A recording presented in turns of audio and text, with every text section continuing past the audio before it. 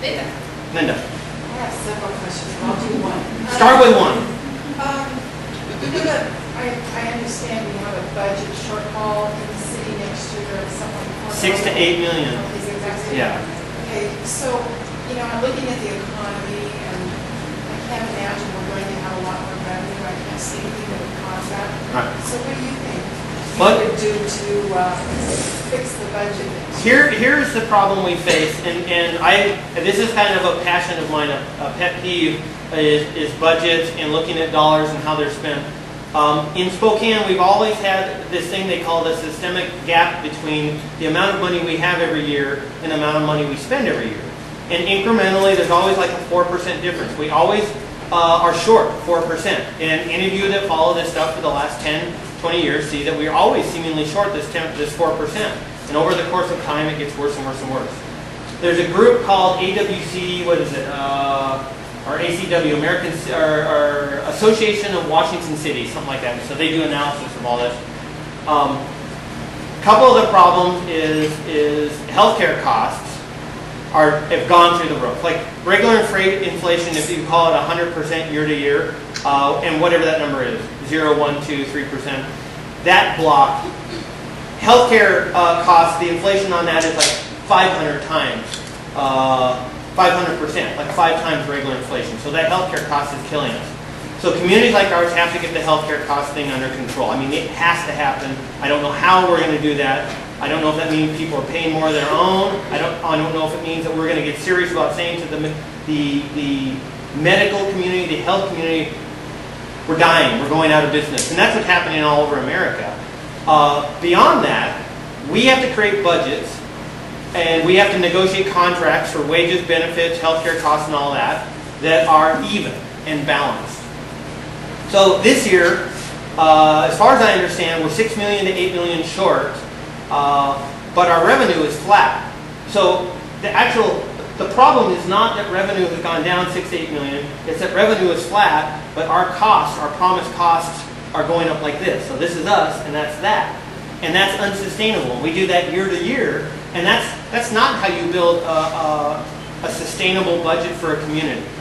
So my suggestion would be they have to go back to the drawing board. They have to bring all the unions, all the administration, and put everyone together in a room. And I would suggest this needs to be public. Part of this problem is the lack of transparency when unions are negotiating with cities and municipalities and states and all of that. I'm sorry, but I'm a firm believer when you are dealing with taxpayer dollars, everything needs to be on the table and everything needs to be public. And if they don't like it, then we'll find somebody else that will be public and honest about how they're having their dealings. I don't like private secret deals. I don't like behind closed doors meetings. I don't like the park board to have half their stuff, their big decisions they make behind closed doors. And I don't like unions and administration to have their meetings in secret. And I know it's going to be ugly and dirty and sloppy, but you got to see it to know the real answers. So, my solution in the near term for this year, next year, the year after, and I have suggested this over and over, and I think, Linda, you might have pointed out that my buddy Bernie Sanders has agreed that this is a nice way, is shared sacrifice.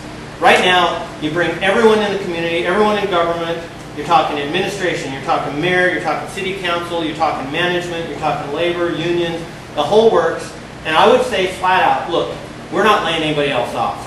We're done. We're not laying any more library people off. We're not laying off any police officers. We're not laying off any firefighters, street workers, nothing. Because our city is essentially not even functioning anymore. We have a dysfunctional police force. The streets are terrible. Who knows how this winter is going to go? If we have another snowpocalypse, will we even be able to afford to plow the roads? I want to say to everyone, there's going to be a number that we can all sit down and figure out what that magic number is. It might be that we don't give anybody raises. It might be that everyone takes a 1% or a 2% or a 3% pay cut. There is a number where you could magically have no layoffs, no loss in service, and everyone, including us, the mayor, city council, administration, management, shares the pain.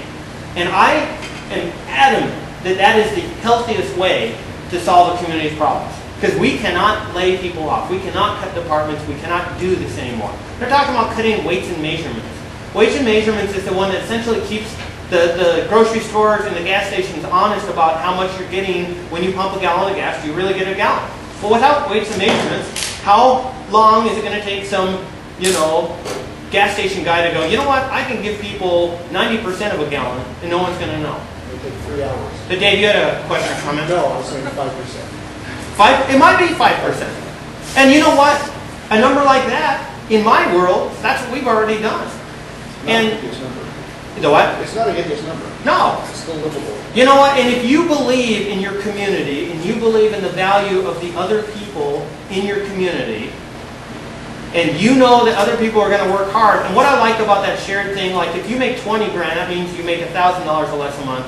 But if you're one of the guys that makes $200,000, that means he's making $10,000 less.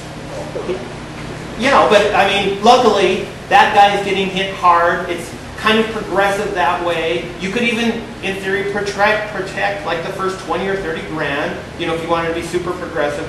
But I think if we don't have a budget like that, and we run into a couple more years of $6 million cuts and 50 people layoffs, we're not going to have a city. We're not going to have a city government.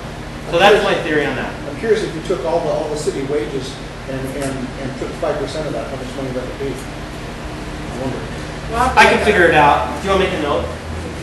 And that's the other thing. I really have this great desire to get elected because I love crunching numbers. I have stacks and stacks of data and information, and I do it for everything. And I'm compulsive and obsessive compulsive and ADD goes together well when you're doing these things. I cover a lot of ground. I can get a lot of things done, and I'm very functional.